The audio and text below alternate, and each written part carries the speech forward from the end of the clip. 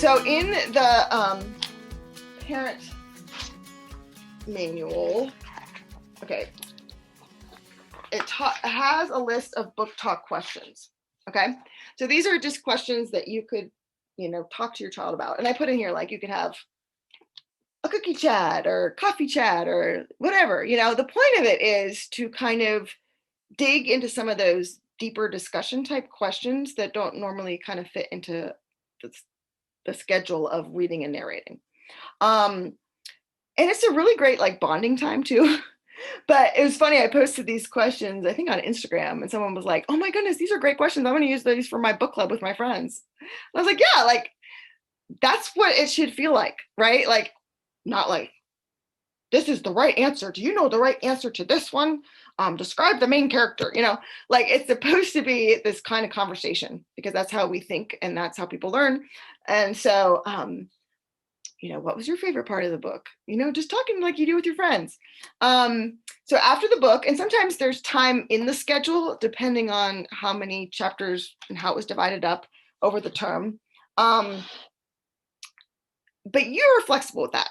I very rarely ever did the book talk like during our school morning time for lessons. Oftentimes it would be like I would schedule it in our week to have this special time with this one child. Like I knew this child finished this book, I'm going to go take them to Starbucks or something, and we're going to kind of get away. And if you can't do that, okay, we're going to go have, while the kids are napping, like it's going to be our time to talk about this book. In terms of the weekly narration notebook. So again, this is a Julie idea. This is not a Charlotte Mason idea. So if you like it and you want to do it, great. If you don't want to do it, don't do it. But it's just kind of an extended time for them to narrate to you, for them to draw a picture. If you live in a state where you have to kind of keep a portfolio to show people, it's kind of hard to show people like, we read some books and my child tells me about them. There's not a whole lot to show there. So these weekly narration notebooks kind of help me with some of that. But, basically, okay, pick a subject. What was something you learned about this week that you want to tell me about? They tell you about it when they're little, and I would write it down. They would draw a picture, or when they're older, they would type it out. You can do it during that time of the whole book if the book is finished, like, tell me about the book that you finished this week. But they might not get through like one of the questions was like, there's only 20 minutes on the time thing for the weekly narration notebook, but if they're going to tell me about the whole book, it might take longer than that. Again, so it might be when we're finished with the book, we do a longer weekly narration notebook, or I'm just working with you one-on-one, or maybe I need to teach you how to give a concise narration. Maybe we need to work on like, okay, what are the main points here, rather than just going on and on and on and on if it's if they're informed to and it's kind of a longer book. So that's the weekly narration notebook. That's just something that they're writing about that you can have, that you can keep a record of it. If they've finished a book, you might want to do a summary of the whole book, but you don't have to. They could kind of pick a subject. It really is kind of what works for you for that and what you want to keep track of. The book talk is separate. So the book talk is just having a discussion about a book. If you want them to tell you about the whole book and you want to put that in their portfolio, great. But if that takes too long, or you don't have time for that, or then don't do a narration of the whole book. They've been telling you about the whole book the whole time, right? When they're orally or doing written narrations throughout the week. But I find sometimes, especially like my Form 1, Form 2, that just having a narration of the whole book is really a neat thing to put into their portfolio, that they can kind of look back and be like, oh yeah, I remember that book and here's what happened. So for the older kids now, so this is Form 3 and up. So the little ones, you're just writing down what they say. They're just writing out or typing whatever that you want to put in there. For the older kids, someone had asked, let me find the exact question about editing. So this isn't like, you're not going to edit the whole entire thing. You're not going to take a red pen and go, oh, you forgot to put a capital letter here. You forgot to put a period here. That's not a good word choice, or blah, blah, blah, blah, and make them, and they're never going to want to write another written narration ever again, right? Don't do that. The point of it is to kind of be like their writing coach. And I love that, like, that's the way Charlotte Mason kind of structured it, because when you look at like great writers, like that's what their editors do for them. Like they kind of help them through that process and they coach them through how to write better. And so, yeah, just sitting with your child. Okay, well, like, man, you had a lot of dialogue in this. Maybe can we talk about how you might want to put some quotes around things that are said? It makes it easier to read. Can I show you how to do that? Or I did this to my daughter the other day. She like had like 4 million run-on sentences. So what I did was I read it to her out loud, like super fast. And I was like, and then I was like, I'm like, I think I'm gonna pass out. I'm like, there's nowhere for me to pause in this entire thing. And she just starts laughing. I was like, the reason we put periods and commas is so people don't pass out when they're reading our stuff. So I'm like, let me read it to you. And kind of like where I naturally want to take a breath is where we might want to add in some punctuation, you know, and kind of talk her through that. I did a podcast with Shelley Guthrie on teaching writing, like transitioning from written narration to kind of high school writing. But we talk a lot about this too, about kind of how to help them and guide them in that process of taking like a narration that they wrote and kind of beefing it up a little bit. You're not going to turn it into a 5-paragraph essay. Okay, that's not like the goal of this. The goal is just to kind of give them a little boost, give them some little skills and things that you might notice that they need to work on. It's kind of like a very natural way, I feel like, to kind of bridge that gap to the kind of more formal high school writing as well. But little kids, don't do that at all. Just go, oh, that's a great narration. Thank you. And then as they get older, you know, pick 1 or 2 things to focus on. Don't tear up their whole thing. In terms of how many oral, someone asked that, how many oral versus how many written?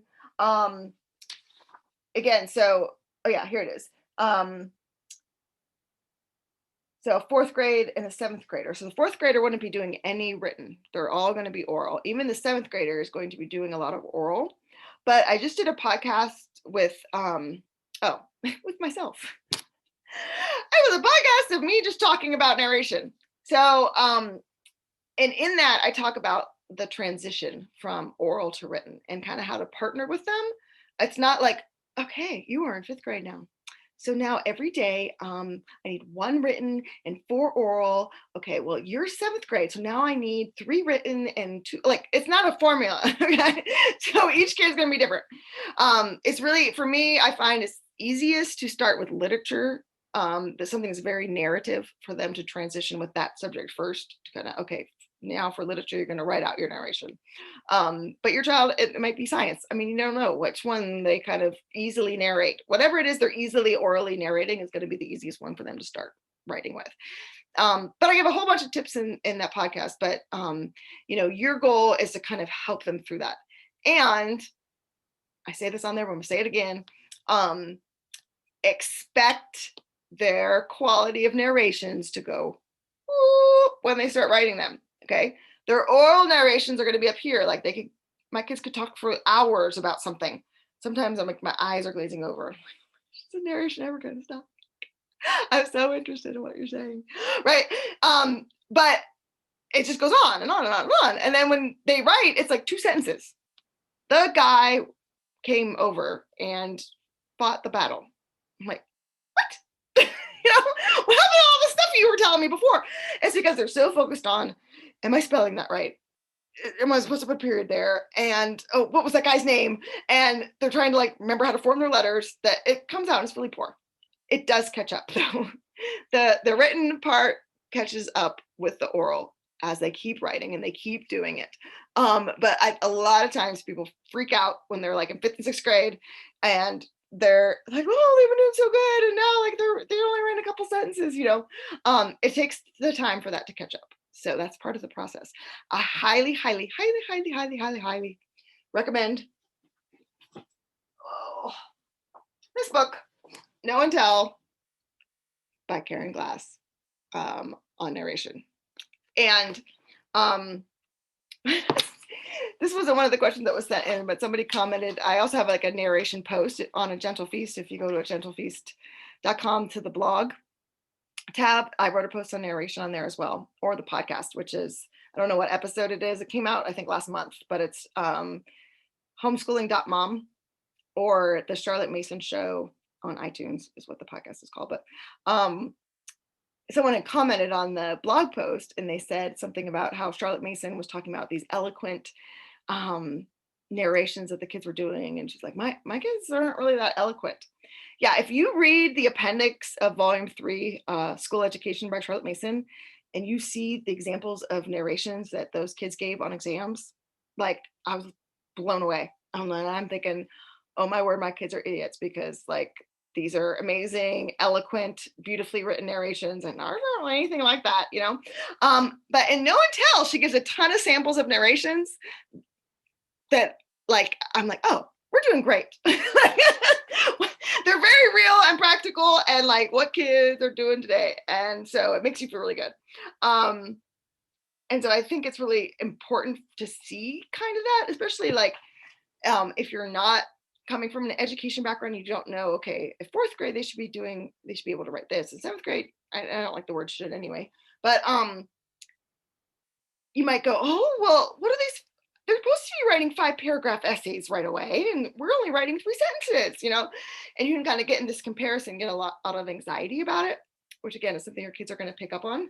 So reading something like this really puts it in perspective. And I really like that Karen Glass, but also in the podcast, starting off with the why. Like, why is this the way? Why did Charlotte Mason pick narration? Like, as opposed to a million other ways to find out, like, to talk through things, right? I mean, it's just so intuitive to how people think and learn. And rather than adding in all these extra things, right? We learn by reading, by taking in information. Nowadays, it could be video, it could be whatever, processing it, putting it into our own words, and then sharing that with someone else. We retain way more than if we just kind of are passive and things are just putting in. And then, you know, I mean, I don't know about you, but like I got 100% on every spelling test growing up, and I can't spell at all. What happened to all those words? Like they went in here and then whoop, right out there, right? I didn't actually like process anything. And so narration makes us kind of, it's really higher level thinking skills rather than something that's really like input output, kind of like your question, Heidi, about like your son looking at the public school kids. Like it's just this input output, and it's very short term memory, very low level thinking skills. But being able to narrate and articulate, put things in order, being able to express yourself. And I love, and Shelley Guthrie talked about that in the podcast about high school writing, is that Charlotte Mason allows this kind of process to develop naturally. And it is based on how children actually develop. So if you look at like English textbooks from the early 1900s, they actually have a subject called oral composition. Like that was actually a thing until they were around 3rd or 4th grade. And then they started written composition. Because when we're talking about something, it would be like, tell what you did on Sunday, you know, would be the assignment in this English book for little kids.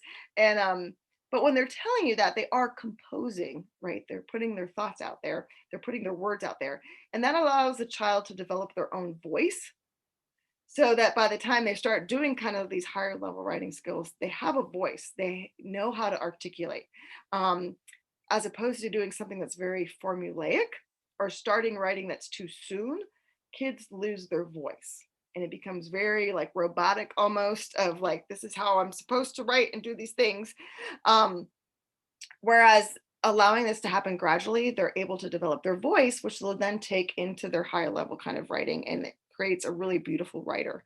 As opposed to, you know, kids, like when I taught kindergarten, they wanted them to start writing sentences. I'm like, we're focusing on the letters here, people, and how to put them into like some words like cat and sat. Like we're not going to write a sentence, you know.